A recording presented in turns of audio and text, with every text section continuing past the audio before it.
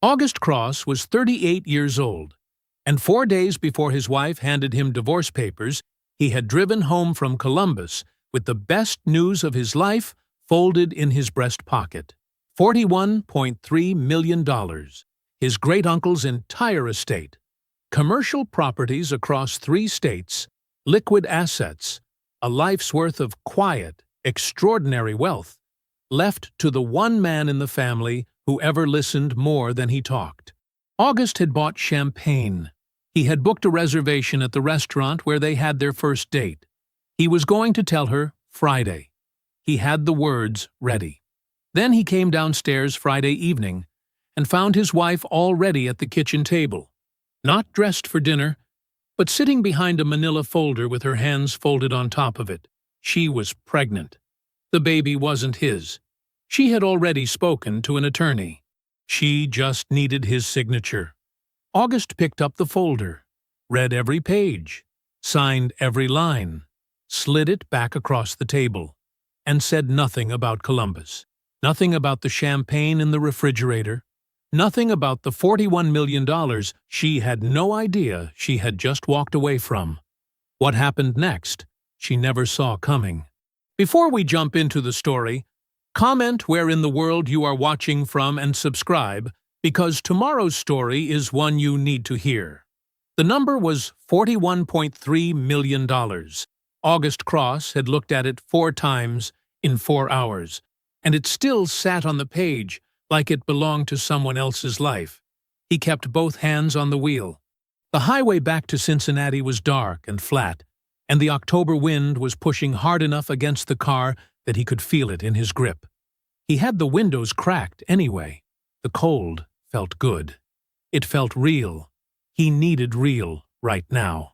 Philip Garrett's office was the kind of room that had absorbed a lot of significant moments. August could tell that from the way the attorney moved through the information, patient and unhurried, as if the number at the top of the asset summary were simply a figure to be properly understood, rather than the kind of thing that quietly reorganized a man's understanding of his own life. August had reorganized quietly. He asked about the tenants first. The commercial properties. Are the existing leases in good standing? Garrett had looked at him over his glasses with the mild approval of a man who had delivered this kind of news many times, and rarely received that particular question first. He confirmed the leases were current and stable. August asked about the art collection next. Condition, provenance, storage. Then the liquid holdings. Then the staff Uncle Bill had employed. He did not ask what he could buy with it. Eventually, Garrett had reached into the portfolio and produced a sealed envelope. Inside was a single folded page, 4 sentences, written in a hand that was small and deliberate and extremely legible. August, I met you once, at the family reunion in 1997. You were 12. I asked you what you wanted to build, and you told me for 11 minutes without stopping. That's the whole reason. August had read it twice. Then he folded it carefully along its original crease and put it in the breast pocket of his jacket, directly against his chest. Now, driving south on I-71, he thought about Petra. Not the number, not the properties spread across 3 states, not the Atlanta partnership offer he'd turned down 3 years ago, the one that had been sitting in the back of his mind like a folded map he never fully put away. Petra. He thought about the way her face opened up when something genuinely good happened, not the polished social version of her smile, but the real one, the one that arrived a half-second before she could organize her expression into anything. He had seen it the morning they found out they were approved for the mortgage. He had seen it the night he made dinner from scratch for the first time and somehow didn't ruin it. He wanted to see it again. He had been waiting 4 days for the right moment and the right setting, and now, with the Columbus city lights shrinking in his rearview mirror, he let himself plan it properly. Not over the phone. That was certain. This was not a phone call. He reached for his cell at the next red light and pulled up the number for Fiore on Madison. The Italian place. Their first date. 11 years ago. White tablecloths, candles that were slightly too tall for the holders, a waiter who had refilled his water glass so many times he started wondering if it was a nervous habit. Petra had ordered in what he later learned was almost correct Italian, and she had looked at him over her menu with the specific expression of someone who is deciding whether a person is worth the full version of themselves. She had apparently decided yes. He booked the table for Friday, 2 days away. He would use the time to let the reality settle fully into his bones, and then he would sit across from her at that table and begin not with the number, but with the letter. He wanted her to understand who Uncle Bill was before she understood what he'd left behind. The champagne was an impulse. He stopped at a wine shop 20 minutes from home, stood in the climate-controlled aisle longer than necessary, and chose a bottle with the mild self-consciousness of a man who knows very little about champagne, but understands that the occasion is real. The woman at the register wrapped it in tissue paper without being asked. He thanked her and carried it out in a brown paper bag. Petra was home when he arrived. She was at the kitchen counter, still in her work clothes, scrolling through her phone with the tight-shouldered posture of someone in the middle of a problem they haven't solved yet. She looked up when he came in, gave him the abbreviated version of a greeting, his name, a brief smile that didn't reach her eyes, and looked back down. "Long day?" he asked. "The usual," she said. "Budget stuff." He nodded.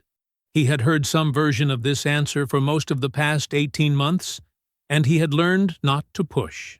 The hospital's administrative politics were a specific kind of exhausting, and Petra processed work stress privately, always had.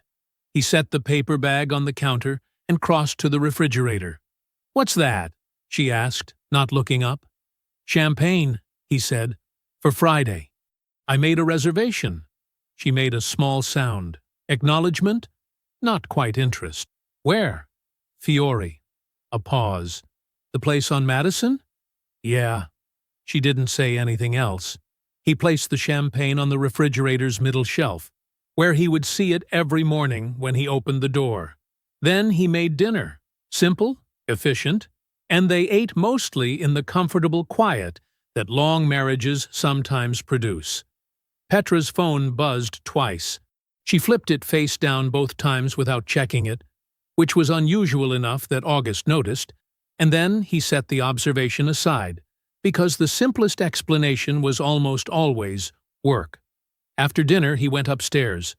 He changed, brushed his teeth, sat on the edge of the bed, in the way he sometimes did when he wanted to think without distraction. He had sacrificed things for this life. He knew that clearly, without resentment, the way a builder knows the weight a foundation is carrying. 3 years ago, a firm in Atlanta had called with a partnership offer that was, by any reasonable measure, the kind of opportunity that only comes once: full equity stake. A platform for the kind of civic architecture he actually wanted to do: public buildings, community developments, work that would still be standing in 50 years with his name in the cornerstone. He had flown down for a weekend, walked their projects, shaken the right hands. He had come home and turned it down. Petra was up for a senior administrator role at Cincinnati General that year. They had just started fertility consultations. She had been clear, not demanding, just honest, that she needed stability in her location, her support system, her routine. And August had looked at the offer, and then looked at his wife, and done the only math that felt true to him. They were building something here. The house, the future, the family they were working toward. Atlanta would come back around, or something else would. You didn't abandon a foundation because a different lot looked attractive. He had never brought it up again. He reached into the jacket hanging on the back of the chair and took out the folded page. 4 sentences. He read them once more in the low light of the bedside lamp, then folded the letter back along its crease and set it on the nightstand where he would see it in the morning. Friday, he would begin with this. He would put it in her hands before he said a single number. He wanted her to know there was a man named William Cross who had asked a 12-year-old boy what he wanted to build, and listened to the full answer, and remembered it for 26 years, and decided that was enough. The champagne was cold in the refrigerator downstairs. August lay back and closed his eyes, and in the good quiet of the house he began, slowly and carefully, to find the right words. He bought the tie on his lunch break. It was a small thing, dark green silk, simple, the kind of thing Petra used to notice. He stood at the counter of the men's shop on 4th Street and held it against his shirt in front of the narrow mirror, and decided yes. Small gestures mattered. He had always believed that. He left work at 4:30, which was early enough that his colleague Marcus called after him with a raised eyebrow. August just waved. He had somewhere to be. At home, he changed into his good charcoal suit and knotted the tie carefully in the bathroom mirror. Then he went downstairs, opened the refrigerator, and checked the champagne. Still cold. Right where he'd placed it 4 days ago, the tissue paper still wrapped around the neck. The bottle sitting upright like it was waiting for something. He pulled out his phone and confirmed the reservation. 7 o'clock. Fiore on Madison. Table for 2. By the window if available. He was ready. He felt, in the uncomplicated way of a man about to give someone the best news of their life, genuinely good. He heard Petra before he saw her. The small sound of a chair adjusting. He assumed she was getting up to change. She'd need 20 minutes, maybe 30. And he turned toward the hallway with the easy confidence of a man whose evening was already planned. Then he stopped. Petra was at the kitchen table. She was dressed in her work clothes, the structured navy blazer she wore to board presentations, the one she only took out for days when she needed to feel armored. Her hands were folded on top of a manila folder. Her posture was straight. Her expression was composed in the specific way of someone who has been practicing. The folder sat on the table between them like a document waiting to be opened. Something moved through August. Not understanding, not yet, just the cold animal knowledge that the room was wrong, the temperature of it, the stillness of her. He stood in the kitchen doorway for a moment that lasted longer than it had any right to, and then he walked to the table and sat down. "August," she said. Her voice was steady. "That was the first thing. I want a divorce. The second. I'm pregnant. It isn't yours. The third." She kept going. Her voice never broke. She said she had been unhappy for years. Not 1 year, not recently, but years, plural, a span of time that reached back past the fertility consultations, past the mortgage, past the Atlanta decision he had never resented. She said she wanted more than he had been able to give her. She said she was in love with someone else, that the pregnancy had accelerated the timeline, that her attorney had prepared everything and all she needed was his signature. She said all of this the way she delivered budget reallocations at work. Clear, sequential, already emotionally concluded, the feelings processed in a room he had never been allowed to enter, the decision finalized before he ever sat down. August did not speak. He was aware, with a precision that would not fully register until later, of several things happening at once. The champagne on the middle shelf of the refrigerator, 3 feet to his left. The reservation at Fiore. The table by the window, 7 o'clock. 1 hour and 40 minutes away. The folded page in his breast pocket, pressed against his chest beneath the good charcoal suit, beneath the new dark green tie, directly over his heart. He sat with all of it. Petra had stopped talking. She was watching him with the faint tension of someone braced for an impact that hadn't come yet. He reached forward and picked up the folder. He opened it. He read every page, all 4. He did not skim. He did not rush. He found every line marked for signature, and he read the surrounding text before he signed it, the way he read every contract, because he was the kind of man who did not put his name on something he hadn't fully understood. When he was finished, he clicked the pen closed, set it parallel to the folder's edge, and slid the whole thing back across the table. Petra looked down at it, then up at him. She had steeled herself for an argument. He could see the architecture of that preparation still standing in her face, the arguments she'd loaded and not fired, the emotions she'd braced to manage. His composure had nowhere to go in her plan for this conversation. She opened her mouth slightly, closed it. August stood. "I hope everything goes well for you," he said. He meant it, in the strange, distant way of a man speaking from very far inside himself. Then he walked out of the kitchen and up the stairs. He sat on the edge of the bed. Their bed. 6 years. The quilt her mother had given them was folded at the foot of it, the same place it had been every morning he had woken up in this house. He looked at the wall. He did not think about Columbus. He did not reach for his phone, or for the letter in his pocket, or for any of the words he had spent 4 days arranging into the right order. He simply sat, and the room held its quiet around him, and everything that had been meant for both of them settled, slowly and without ceremony, into the shape of something that belonged only to him. She came back on a Tuesday, 5 days after the kitchen table, 5 days after the folder and the pen and the words she delivered without flinching. August was in the living room when he heard her key in the lock. He set down his coffee and stood, not from surprise, but because standing felt right. She came in with 2 empty boxes under her arm and a careful expression. Not guilty exactly, but managed. The same management she brought to every difficult interaction. She said, "I won't be long," without looking at him directly. "Take what you need," he said. She went upstairs. He heard the closet open, drawers, the bathroom cabinet, the specific sounds of a life being sorted into what stays and what goes, decisions being made room by room about what had been hers all along. He waited downstairs. When she came back down, both boxes were full. She had her work bag over one shoulder, and her grip on the top box was slightly awkward, the cardboard bending under the weight.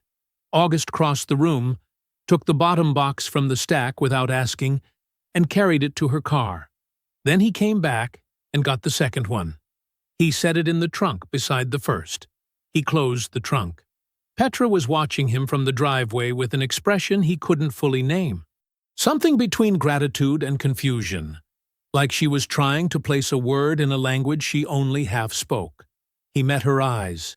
He nodded once. Then he went back inside and closed the door. He called Nadine at 7. She picked up on the second ring, already bright with some story about her day, and he waited for a pause and then said, "Petra left me." What followed was approximately 45 seconds of Nadine at full volume. He held the phone slightly away from his ear and let it run its course. She covered the necessary ground. Her immediate feelings about Petra. Her immediate feelings about the situation.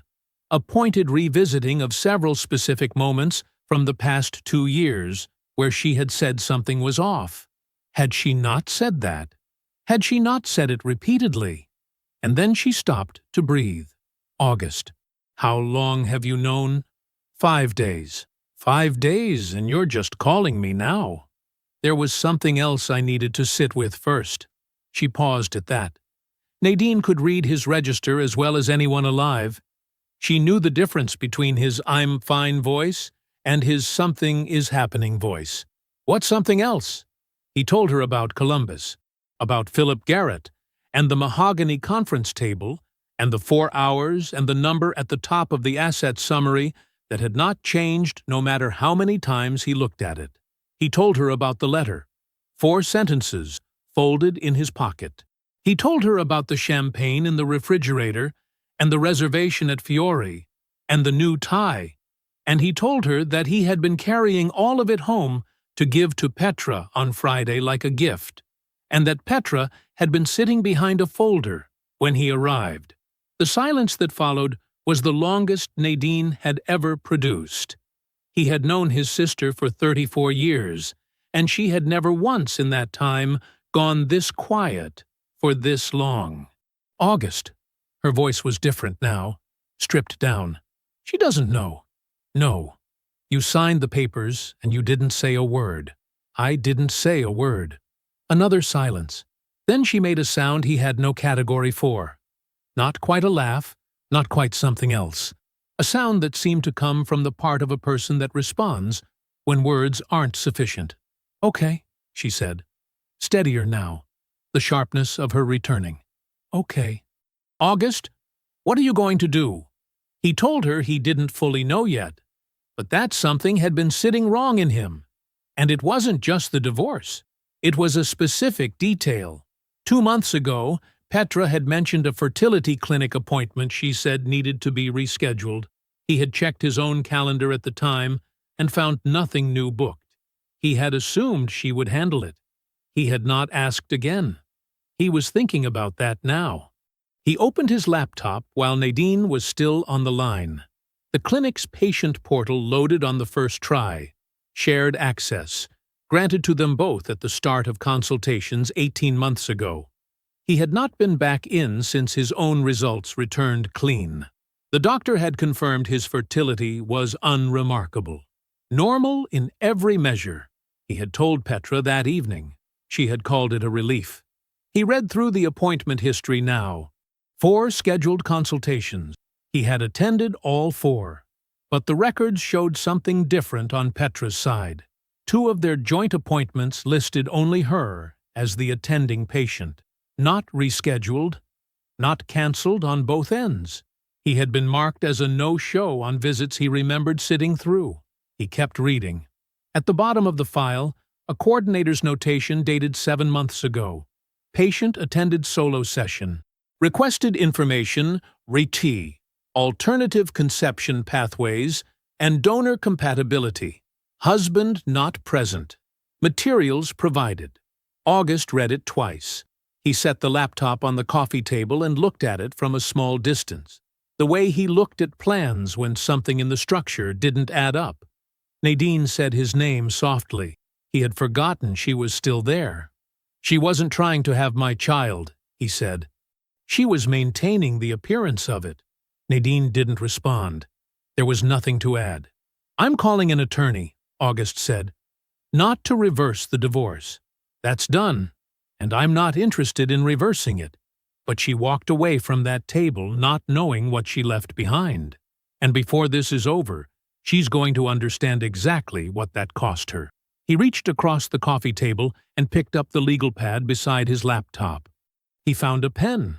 He wrote 2 words at the top of the first clean page in his careful, even hand.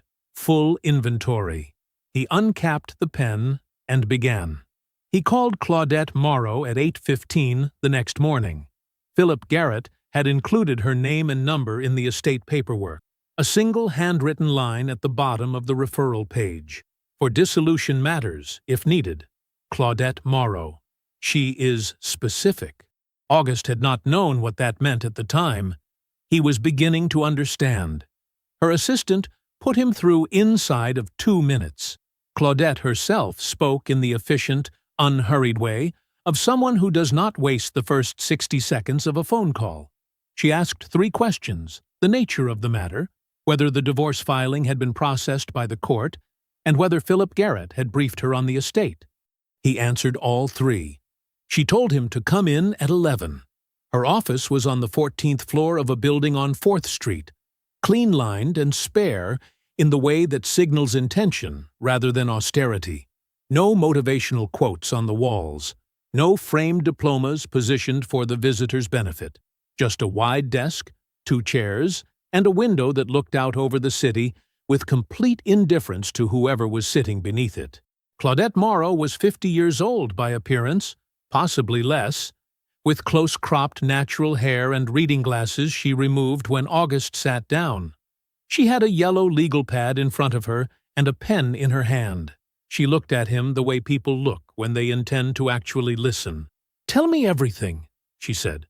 "Don't edit." He told her everything, from the Columbus meeting to the kitchen table, to the patient portal notation, to the legal pad on his coffee table, with 2 words at the top. He spoke without rushing and without embellishment. She did not interrupt once. She wrote occasionally, quick notations he could not read from his side of the desk. And when he finished, she set the pen down and looked at him directly for a moment, before she spoke. "Ohio is an equitable distribution state," she said. "That means marital assets get divided fairly. Not necessarily evenly, but fairly, based on what each party contributed and what the court considers just. Inheritance is treated differently. An inheritance received during a marriage carries significant legal protection, provided it is kept entirely separate from marital assets. No commingling, no joint accounts, no shared use in ways that blur the line." "I haven't touched it," August said. "The transfer is in progress and hasn't cleared into any account Petra has access to." "Good," Claudette made a note. "The divorce papers are signed, but not yet processed by the court. That means the marriage is not legally dissolved. That window, between signing and court processing, is where we work.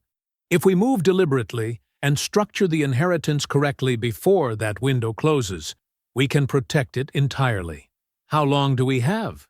"Long enough, if we start today." She turned the legal pad slightly toward her. "I need a forensic review of your joint finances. Everything.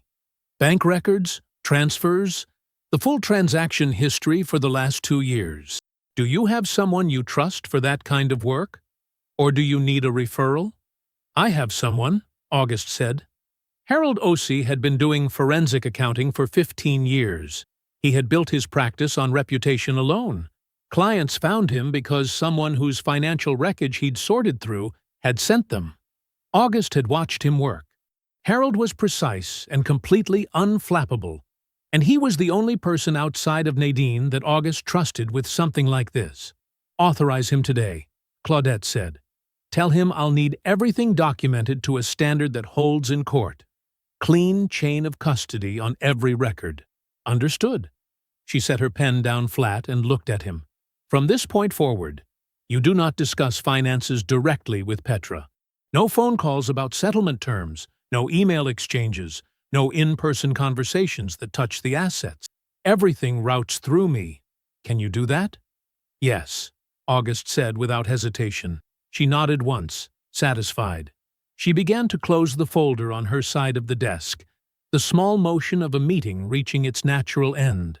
August stayed seated. "One question," he said. She looked up.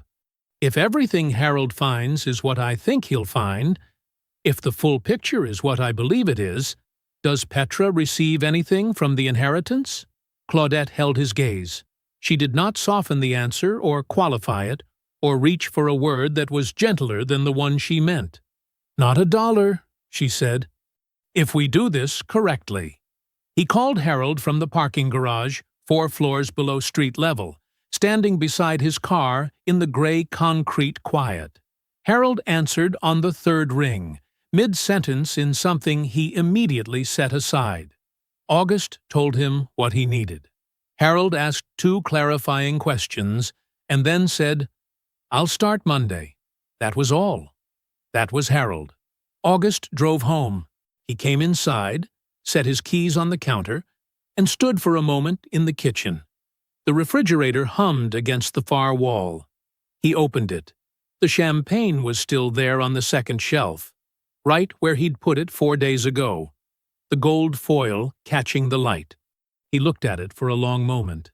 He closed the refrigerator door. It would stay. He wasn't ready for it yet, but he would be. Harold's office was not what people expected. There was no heavy furniture, no shelf of thick binders meant to impress. Just 2 long folding tables pushed together, a pair of monitors, and stacks of paper organized in a way that looked chaotic until you understood the system, which Harold did completely, and no one else needed to. He had called August and Claudette that morning, told them both to come at 2, told them to bring nothing except themselves. They sat across from him now, side by side, in 2 chairs that didn't match. Claudette had her legal pad. August had his hands folded on the table in front of him. Harold stood. He almost always stood when he presented. He said it kept him honest. He picked up the first stack of paper. "I'm going to go in order," he said. "Don't stop me until I'm done." Neither of them did. The first layer took 12 minutes to walk through. 19 months. That was how long it had been going on. Not a sudden decision. Not a moment of weakness. A sustained, deliberate construction. The kind that requires patience and planning and a complete belief that the person being taken from will never look closely enough to see it. Petra had opened a personal savings account at a credit union on the west side of Cincinnati, 14 days before the first transfer hit. August's name was not on it. His signature had never been anywhere near it.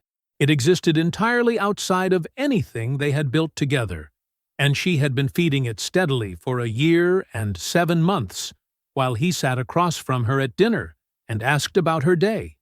$800 on a Tuesday in March, $1,200 in May, $2,000 in July, split across 3 separate transactions 4 days apart. Never enough at once to surface as irregular. Never the same amount twice in a row. The pattern was deliberate. August could see that even from the summary page, the careful, administrative precision of someone who understood how attention works and calibrated around it. The total was $67,000. He had paid the mortgage every month. He had funded their joint retirement contributions. He had written the checks for every fertility consultation, every lab fee, every follow-up appointment he attended, believing he was building something. She was building something too. Just not with him. Harold set the first stack down. He did not editorialize. He moved to the second. The apartment was in the Ashby family's name. Ford Ashby's parents, to be precise. A downtown Cincinnati address. 12-story building, secured entry. Harold had pulled the lease record through property filings and cross-referenced it against Petra's debit card activity. She had accessed that building 41 times. Harold read several of the dates aloud. Wednesdays, Saturday afternoons, 3 separate Friday evenings when Petra had told August she was presenting at a professional development conference at the hospital's main campus. He did not say anything additional about that. He didn't need to. The travel records came next. 6 trips over 14 months. Chicago twice. Nashville 4 times. August remembered most of them. Petra had mentioned each one in advance, briefly, the way you mention something that doesn't require discussion. He had not questioned any of them. He had no reason to. Harold had pulled Ford Ashby's credit card records through a channel he did not detail and did not need to. The charges were there. Same hotels, same cities, same dates. Not nearby properties, not adjacent blocks. The same buildings, the same floors, the same check-in dates and check-out dates, aligned with Petra's flights to within a matter of hours. Harold set the second stack down. The third took the least time to explain and landed the heaviest. Ford Ashby's financial position, once Harold pulled it apart, was a surface with very little beneath it. The leased vehicle, a luxury SUV registered through a dealership that had processed 6 prior leases for Ashby family members. The downtown apartment his parents carried on paper. The executive title at a real estate investment firm that his family had primarily capitalized and that was currently carrying 2 unresolved creditor disputes, both documented in public filings Harold had pulled in under an hour. No significant independent asset. No liquidity that wasn't connected to someone else's generosity or someone else's name.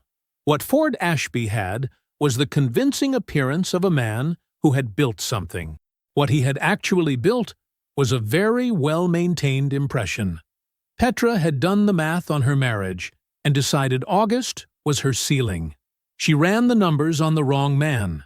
Harold set the third stack down and looked at August. August had not moved, had not changed his expression in any direction that Harold could identify. He sat with his hands still folded on the table, and looked at the 3 stacks of paper in front of him for a moment before he spoke. "Is any of this traceable back to you?" August said. "If it goes to court." Harold met his eyes. "Not a thread," he said. August nodded once. He thanked Harold, simply, directly, and gathered the documents into the folder Harold had already prepared for him. Claudette collected her own copy and said she would be in touch by end of week. Then August stood, shook Harold's hand, and left. He sat in the driveway for a while when he got home. The engine was off. The documents were on the passenger seat. The neighborhood was quiet in the way of late afternoons in October, a few leaves moving at the edge of the yard, the sky the color of something cooling. He sat with it, all of it. Not just the numbers and the records and the forensic precision of what Harold had laid out in 3 careful stacks, but the full, unedited picture of what those numbers meant. 19 months, 41 visits, 6 trips, $67,000, moved in careful increments from the account of a man who never once thought to look. He was not a man who cried easily. He had not cried since the night Petra left. He did not cry now either. He picked up the folder, got out of the car, and went inside. The legal pad was on the coffee table where he'd left it. He sat down, opened the folder, and began to add. The settlement proposal arrived on a Thursday. Claudette called August that afternoon and read it to him over the phone, her voice carrying the same flat, unhurried tone she used for everything, as though the document she was describing was a grocery list rather than Petra's formal claim on the life he'd built. Equal split of the home equity, half of what remained in the joint savings account, 2 years of spousal support. There was also a second request, attached separately. Petra wanted a face-to-face meeting with August, no attorneys present, to discuss the house specifically. Her attorney framed it as an opportunity for a more personal resolution. Less adversarial, the letter said. More human. August listened without comment until Claudette finished. "What do you think?" he asked. "I think her attorney wrote that letter believing you're still operating from grief." Claudette paused. "And I think agreeing to the meeting is useful." "Useful how?" "It lets you take her temperature without revealing ours. She doesn't know what Harold found. She doesn't know how we've structured the inheritance. She's going to walk into that room believing she has leverage, and people who believe they have leverage talk more than they should." Another pause.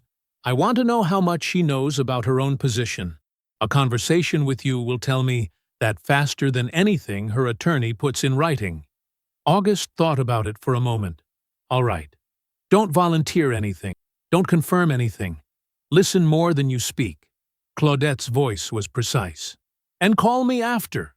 Petra arrived at the house on a Saturday morning. She had dressed carefully, not formally, but with the specific studied casualness of someone who wanted to appear relaxed. Dark jeans, a cream-colored blouse, the small gold earrings she wore when she wanted to seem approachable rather than professional. August noticed all of it, the way he noticed structural details in a building. Not judgment, just accurate reading. He had made coffee, 2 cups. He set them on the kitchen table and sat down across from the chair she had always used. The same table, the same 2 seats, different morning entirely. She came in and smiled at him, warm, careful, the smile she used when she wanted a room to feel safe. She sat down. She wrapped both hands around the coffee mug. "Thank you for agreeing to this," she said. "I know it isn't easy." August nodded. He said nothing. "I just think—" She paused, seeming to choose her words. "I think we're both adults. I think we built something together, and it deserves more than lawyers going back and forth over spreadsheets." She looked at him across the table. "I still care about you, August. That's real. And I want us to be able to close this chapter without bitterness. I really do." He listened to all of it. He let the silence sit for a breath after she finished. "I appreciate that," he said. Petra relaxed slightly. Her shoulders came down a fraction. She began to talk about the house, her feelings about it, the memories, the practical reality of its value on the current market. She was measured and reasonable. She had clearly rehearsed the broad outline of this, though she was flexible enough within it that the rehearsal wasn't obvious. She was good at this. He had always known that. He let her finish. Then, without any particular change in his tone, the same quiet register he'd been using since she walked in, he asked, "How's Ford doing?" The room stopped. It was not a dramatic stillness. Petra did not gasp or flinch or knock over her coffee. But she went still in the way that people do when the ground shifts without warning. A full-body pause, brief and complete. Her eyes holding his for just a moment too long before anything else moved. She hadn't told him the name. He knew that. She knew that. Both of them were aware, in that suspended second, of exactly what had just passed between them. Then she recovered. She was good at recovering. "How did you—" She stopped, restarted. "We don't need to do this." "I'm not doing anything," August said. "I asked a simple question." Her jaw tightened, just slightly. "He's fine." August nodded. He took a sip of his coffee. Then he set the mug down and told her, calmly, that he needed a few more weeks before he could move forward on the settlement. He had some family estate matters he was still working through. Nothing he could discuss in detail yet. He appreciated her patience. Petra looked at him for a moment, searching for something in his face. He could tell. Some foothold that would tell her what he actually knew and how much of it mattered. She didn't find it. She left 20 minutes later, still composed on the surface, but moving through the front door with the faint, unmistakable energy of a woman who had come in holding all the cards and was no longer entirely sure of the count. August called Claudette from the back porch. He told her everything. The settlement pitch, the warmth, the moment. He heard her breathe once, slowly, on the other end. "Good," she said. "They're going to sit on that name question and convince themselves it doesn't mean anything, which means they won't adjust their position before I need them not to." "Where are we?" August asked. "One more week," Claudette said. "Everything is nearly in position." The birthday party was at a rooftop bar in Oakley, the kind of place with string lights and overpriced drinks and enough background noise that you could have a real conversation if you stood close enough. Nadine had almost skipped it. She wasn't in the mood for small talk, and lately every social gathering felt like an exercise in managing her face, while people asked about August and the divorce and how he was holding up. She was tired of managing her face, but she'd promised the birthday girl, so she went. She spotted Diane Whitfield near the edge of the rooftop, holding a glass of white wine and watching the city below with the relaxed posture of someone not particularly interested in circulating. Nadine had met Diane a handful of times over the years. Mutual friends, Petra's orbit. The usual overlapping social geometry of a mid-sized city. She knew the broad outline of what had happened between them. Petra had removed Diane as a bridesmaid 6 months before the wedding over something small. A scheduling conflict. A tone in a text message. The kind of minor friction that reasonable people resolve and unreasonable ones weaponize. Diane had been replaced without ceremony. The friendship had not recovered. Nadine walked over. They started with the easy things. Work, the birthday girl, the drinks. Diane was warm and direct. The kind of person who didn't bother with conversational padding once the first few minutes had settled. After a while, she looked at Nadine with a slight tilt of her head. "How's your brother doing?" she asked. "Actually doing, I mean. Not the version people say when they don't want to answer the question." Nadine looked at her for a moment. "He's steady," she said. "Working through it." Diane nodded slowly. She swirled her wine. Then she said, without particular drama, "There are some things I've been sitting on for a while. About Petra.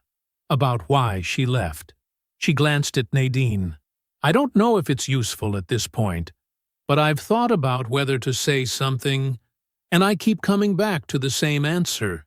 Nadine went very still. "Say it," she said. Diane set her glass on the railing. "Ford doesn't have real money," she said. "Not his own." Petra knew that. He told her himself. She described it to me as this vulnerable, honest moment between them, like he was really letting her in. The corner of Diane's mouth moved. He told her his family had the assets, that his firm was still getting established, that things were complicated, but he was building toward something. And Petra's response to that was what? Nadine asked. Diane looked at her evenly. "She said it was fine."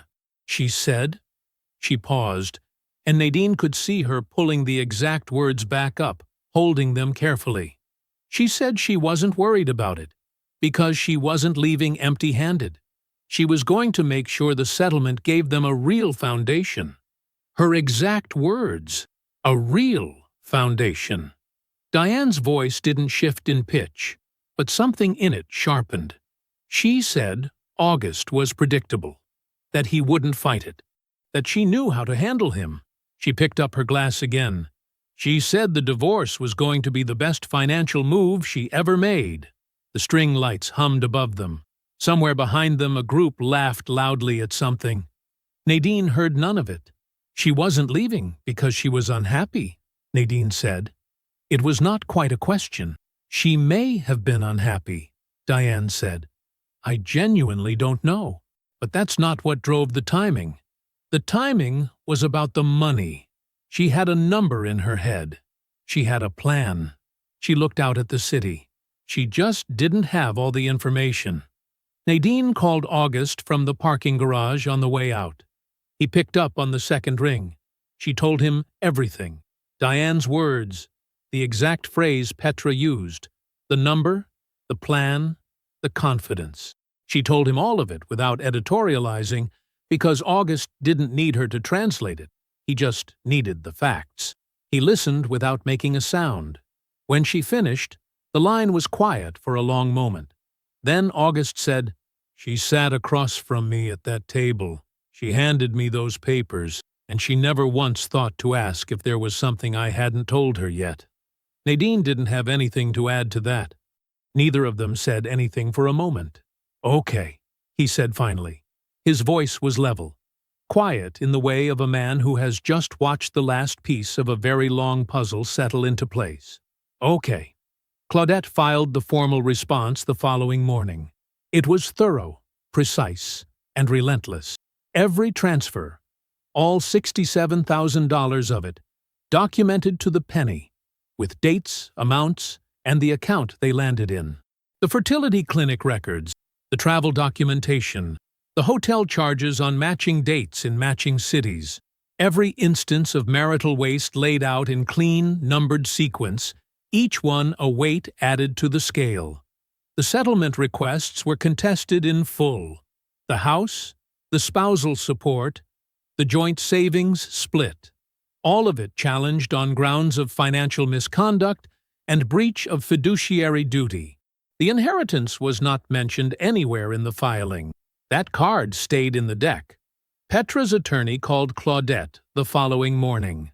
The easy confidence that had colored every communication since the first settlement letter was gone. The invitation was simple. Nadine sent it. A group text to Jerome, Beverly, and Petra, worded casually, nothing that would raise flags. "August wants to get everyone together to talk about Grandma Ruth's birthday. Sunday dinner at the house. He's cooking." Petra responded within 20 minutes. "Of course. I'll be there." August read the reply and set his phone face down on the counter.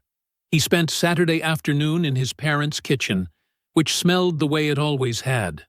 Warm and specific, like something that couldn't be manufactured. He made the lamb, the roasted potatoes with rosemary, the green beans his mother had taught him to cook simply, with garlic and a little lemon. The same meal he had made for Petra on their third date in his old apartment on Vine Street, when she'd sat on his kitchen counter and talked to him while he cooked, and he'd thought, quietly and with complete certainty, that he was going to marry her. He had not planned this detail as a weapon. It was something more deliberate than that. He wanted her to see it, to recognize it, to sit at that table and feel the weight of what she was sitting inside. Not because he wanted to cause pain, but because he wanted the room to be honest before he was. Petra arrived at 6:15, a bottle of wine in hand, wearing a soft gray wrap dress and the easy warmth she always brought to cross-family gatherings. She hugged Beverly first, then Jerome, then Nadine, who returned the hug with perfect, practiced neutrality. Then she walked into the dining room and stopped. She looked at the table, at the dishes being carried in from the kitchen, at the lamb, the potatoes, the green beans with lemon. Her eyes moved to August, who was setting a serving spoon on the table with his back half turned to her. The flicker crossed her face, recognition, and beneath it something softer and more complicated. She opened her mouth slightly. August turned, met her eyes, and smiled the way a good host smiles at a guest. "Glad you made it," he said. "Sit anywhere." She sat. Dinner was warm and unhurried. Jerome talked about a neighbor's fence dispute, with the slow pleasure of a man who found minor local drama genuinely entertaining. Beverly asked Nadine about a community event she'd been organizing. Petra laughed at the right moments and contributed easily, and August watched her guard come down the way he knew it would, because she was good at this, and because nothing about the evening looked like what it was. Philip Garrett sat near the end of the table and said very little. He had been introduced before dinner as an old friend of the family from Columbus, visiting for the weekend. He ate slowly and listened with the unhurried attention of a man with nowhere else to be. After the plates were cleared and Beverly had brought out coffee, August remained seated. He folded his hands on the table. The room didn't change. Beverly still had her cup. Jerome was still leaning back in his chair, but something in the quality of the quiet shifted, and Petra felt it. Her eyes moved to August. He began to speak. His voice was even, not cold, but still, the way a building is still, solid, all the way through. He told her about the downtown apartment on 4th Street, the lease in Ford Ashby's family name, her debit card accessing the building on Tuesday and Thursday evenings across 14 months, on nights she had told him she was working late. He gave the dates without editorializing, just the dates. He told her about Chicago and Nashville, the 6 trips in 14 months, the hotel charges on Ford Ashby's credit card, same cities, same dates, same properties, same floors. Petra straightened. "August," he continued, "the fertility clinic, the 4 joint appointments scheduled, the 2 she canceled, the 2 she attended alone, the coordinator's notation from the solo visit, the request for information about alternative conception and donor compatibility made without her husband present. You were never trying," he said. Not an accusation. A fact, placed carefully on the table like a document awaiting review. You were performing the attempt. "There's a difference." Her mouth closed. He told her about the $67,000, the private account at the credit union across town, the 19 months of incremental transfers, 800 here, 2,000 there, calibrated precisely to stay beneath the threshold of his attention while he paid the mortgage, funded their shared retirement account, and wrote checks to the fertility clinic for a process she had already privately abandoned. Beverly Cross set down her coffee cup. Jerome had gone very still. Petra said, "That's not," and then stopped, because she was a precise woman, and she knew the sentence had nowhere honest to go. August let the silence hold for a moment. Then he said, "There's one more thing." He looked at Philip Garrett. Garrett reached down, opened the leather portfolio he had carried in, and set beneath his chair, and placed a single document on the table. August picked it up and slid it across to Petra. 8 days before you handed me those papers," August said, "I drove to Columbus. My great-uncle William Cross passed away 11 weeks before we sat at our kitchen table. He left me his estate." He tapped the document. $41.3 million. Commercial properties in 3 states. Liquid assets. An art collection.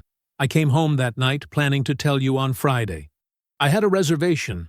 I had champagne in the refrigerator. He paused. I had his letter in my pocket when I sat down across from you. Petra looked at the number on the page. She looked at it the way a person looks at something they cannot fully make their eyes accept. "You signed those papers," she said. Her voice was barely level. "You handed them to me," August said. "I read them. I signed them. And you never once thought to ask if there was something I hadn't told you yet." The string of words landed and stayed there, filling the room like a change in air pressure. Jerome Cross set his cup down on the saucer, slowly. He looked at Petra for a long moment, not with anger, but with the specific and permanent withdrawal of a man who has seen everything he needed to see and has nothing left to extend. "I think," Jerome said quietly, "you should go." Petra stood. She didn't reach for the document. She didn't speak. She picked up her purse from the back of her chair and walked to the front door. And the house was quiet when it closed behind her. August gathered the remaining dishes from the table and carried them to the kitchen. He moved without hurry, rinsing plates, stacking them beside the sink. The familiar sounds of the house settled around him. The low hum of the refrigerator, Beverly's quiet voice from the dining room, the creak of Jerome's chair. A hand came down briefly on his shoulder. August stilled. Jerome stood beside him for just a moment, not facing him, not saying a word. Then his father's hand lifted, and Jerome walked slowly back toward the dining room. August turned back to the sink. Claudette called August at 7:53 in the morning. He was still in Columbus. He'd stayed the night at a hotel, rather than make the drive back in the dark after dinner. He answered on the second ring. "Petra's attorney called at 7:15, Claudette said. "No greeting. She didn't use them when something was moving. He wants an urgent call this morning. I told him 10 o'clock. What's his tone? Different than it was 2 weeks ago." August set down his coffee cup. "I'll be back in Cincinnati by 9. He didn't need to be present for the call. Claudette would have told him that directly if he'd asked, but he drove back anyway, took a seat in the small waiting area outside her office, and read through structural drawings on his laptop while her door stayed closed. She came out at 11:40. "Sit down," she said. He followed her inside. Claudette laid it out the way she did everything, sequentially, without embellishment. Petra's attorney had come to the call with arguments. He'd led with the house, pivoted to spousal support, and circled back to the inheritance when the first two went nowhere. He had framed it as a question of equity, of what Petra had contributed to the marriage, of what it meant, legally, for an asset to be received during a marriage, regardless of source. Claudette had let him finish. Then she had explained, with the patience of someone who had anticipated every word of it, exactly how Ohio law distinguished between inherited assets and marital property, and exactly what it required to make that distinction ironclad. She had met every requirement. The inheritance had been documented, structured, and separated with the kind of precision that did not leave threads to pull. He pushed on the timing, Claudette said. The inheritance was received while the marriage was technically still active.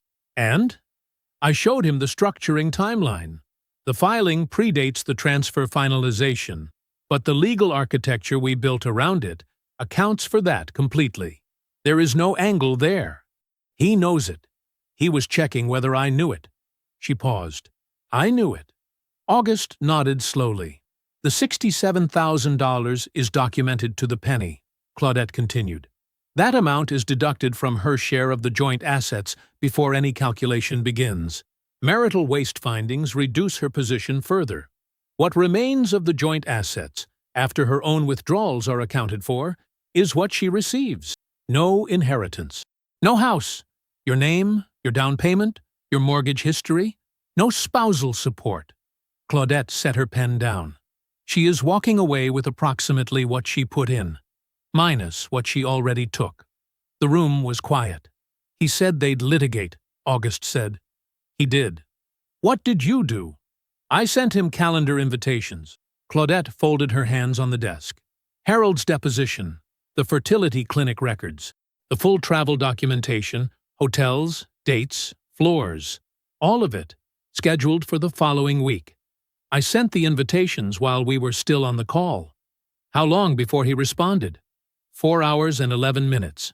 The corner of her mouth moved, barely. The threat was withdrawn. They will accept the terms. The civil filing against Ford Ashby had moved on a separate but parallel track, and Claudette walked August through its resolution with the same economy. Alienation of affection was still a viable tort under Ohio law, and Harold's documentation had built the evidentiary foundation with the kind of thoroughness that made a trial unnecessary to threaten seriously. The filing had become a matter of public record. Ford's family name was attached to the apartment lease. It was attached to 2 of his firm's key professional relationships. It was attached to the social architecture that constituted most of what Ford Ashby actually had. The family applied its own pressure, quietly, quickly, and with the specific efficiency of people who understood that exposure was more damaging than settlement. Ford settled within the week. The figure, Claudette said, has been directed according to your instructions. The Cross Foundation's inaugural scholarship fund. August had given that instruction without deliberation, without drama, the same morning he'd told Claudette to proceed with the filing. He didn't announce it. He simply knew. He signed the final papers on a Thursday morning. The documents were arranged across Claudette's conference table in the same orderly sequence she brought to everything. August sat down, read every page with complete, unhurried attention, the same way he had read the first set, at a kitchen table on a Friday evening, with champagne in the refrigerator and a letter folded against his chest. The difference was everything. He signed all 4 places. He set the pen down. "Thank you," he said. Claudette gathered the pages. "It was the most thoroughly documented case I've worked in 3 years. August looked up. "I'm an architect," he said. "I don't build anything without a complete set of drawings." Claudette looked at him for a moment. Something moved across her face. Not quite a smile, but the controlled, precise shape of one that almost was. She stood and extended her hand. He shook it. He walked out into the afternoon. The October air was cold and clear, the kind of day that felt like it had edges. He stood on the sidewalk outside Claudette's building, hands in his coat pockets, and looked up at the sky for a moment. Then he took out his phone and called Nadine. He called Nadine from the sidewalk, and she picked up before the second ring. "It's done," he said. She was quiet for exactly 1 second. Then, August. Just his name, but she put everything in it. 14 months later, August Cross lived in Atlanta. The partnership offer had waited for him with the particular patience of people who understood what they were waiting for. When he called the firm's managing partner, a steady, plain-spoken man named Darren Okafor, who had made the original offer 3 years prior, Darren had listened to August's terms without interrupting and said, simply, "We were hoping you'd come back around." August brought his estate holdings. He brought his design credentials. He brought the community center renderings he'd started in Cincinnati on a legal pad. The same pad where he'd once written full inventory at the top of an otherwise blank page and finished in a 1-bedroom apartment off Peachtree while boxes sat half unpacked around him. The community center had won a regional design award 6 weeks before he accepted Darren's offer. It followed him south, like it had always been heading there. Now, it was rising from actual ground, steel and glass and poured concrete, in a West Atlanta neighborhood that had been waiting a long time for someone to build something in it that wasn't temporary. August visited the site on Tuesday and Thursday mornings, arriving before the crew, walking the perimeter with his coffee and his drawings, reading the structure the way he read everything, looking for what held and what didn't, looking for where the weight was actually going. His name was on the building permit. His name was on the renderings pinned inside the site trailer. He had not tired of seeing it there. The mixed-use development on the west side was the larger project. 42 units of affordable housing folded into the foundation of the plan rather than tacked on as an afterthought, the way affordable housing so often was. August had fought for the structural integration in 3 consecutive planning meetings, drawing the load distribution on a whiteboard while city officials watched, making the case not in the language of charity, but in the language of architecture. This is how you build something that doesn't fail in 20 years. The approvals came through in August's 3rd month in the city. He had not celebrated. Exactly. He had gone back to the office and started the next drawing. The Cross Foundation ran quietly alongside all of it.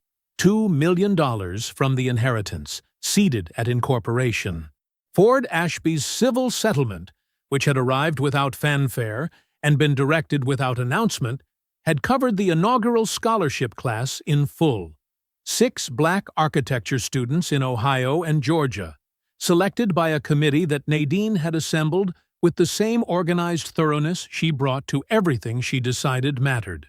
Philip Garrett sat on the foundation's board.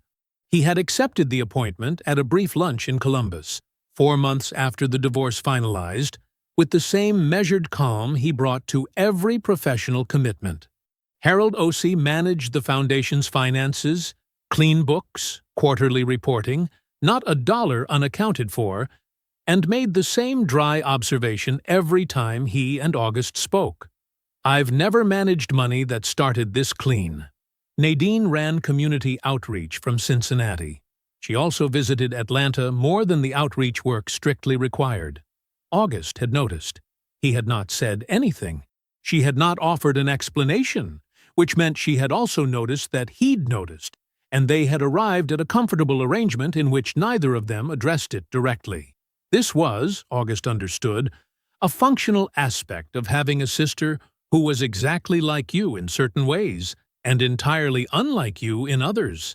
The picture of Cincinnati came to him in fragments, Diane's occasional updates moving through Nadine, offered without ceremony, the way information does when it has simply stopped being a secret. Ford's consistency, Diane reported, had not held up well under the unglamorous weight of impending fatherhood. The downtown apartment lease, held in his family's name, like most things Ford Ashby had, was not renewed.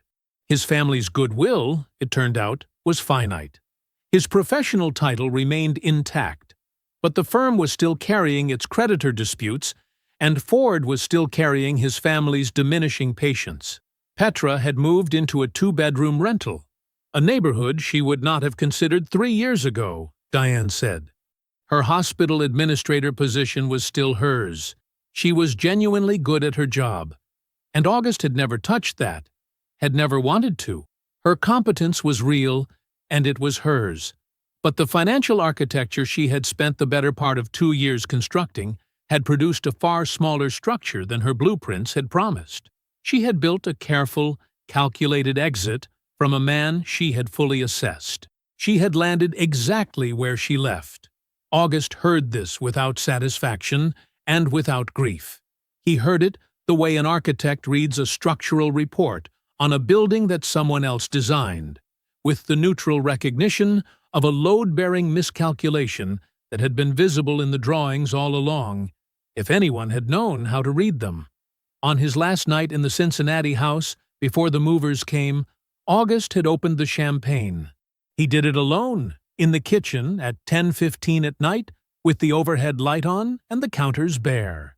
He found a clean glass in the cabinet, one he'd packed and then unpacked specifically for this, and filled it and stood at the counter where Petra used to make her coffee in the mornings, back when that was a thing that happened in this house. He thought about Uncle Bill's letter. 4 sentences. He'd read them so many times that they lived in him now without effort, the way certain things do when they arrive at the exact right moment and reshape the ground beneath everything else. He thought about the Friday that never happened, the reservation on Madison, the new tie, the way he had rehearsed his words on the drive home from Columbus, not with the number, but with the letter. Because he had wanted her to understand the man before she understood the money. He had wanted to give her that. He had been, in that car, with the windows down and the October air coming through, genuinely and completely happy. He stood at the counter and drank the champagne slowly. He did not make a toast. He did not say anything out loud. There was nothing left in this kitchen that required words. When the glass was empty, he washed it carefully, set it in the drying rack, and went back to packing. Now he stood on the rooftop terrace of his Atlanta apartment at dusk, phone in hand, the community center renderings pulled up on the screen. The skyline spread out in front of him, warm and wide and unhurried, the last light catching the glass of a dozen buildings at once, the city enormous and indifferent and full of work that needed doing. He zoomed in on the final phase, the roofline. He had revised it twice already, and he was going to revise it once more, because it wasn't right yet, and he would know when it was right. He had a second date Thursday. Her name was Robin. She was a structural engineer with strong opinions about load-bearing walls and what she called bad coffee, served with false confidence, and she had made him laugh 3 times at the foundation event where they met, which was more than most people managed in a first conversation. He was not rushing anything.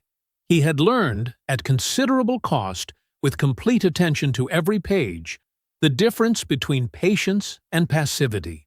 He scrolled back to the full rendering. The community center, whole, finished in the rendering, if not yet in the ground. His name on the permit. His name on the drawings. He thought briefly, not with bitterness, but with the clean and settled clarity of a man who had read the full account and understood every line of it, of the kitchen table, the folder. The moment he had picked up the pen and signed and said nothing, while carrying in his chest the best thing that had ever happened to him. She thought she was ending his story. She had no idea she was starting it. I hope you enjoyed that one. Be sure to like the video and subscribe so you don't miss the next story. I've picked out 2 more for you that I think you'll really like.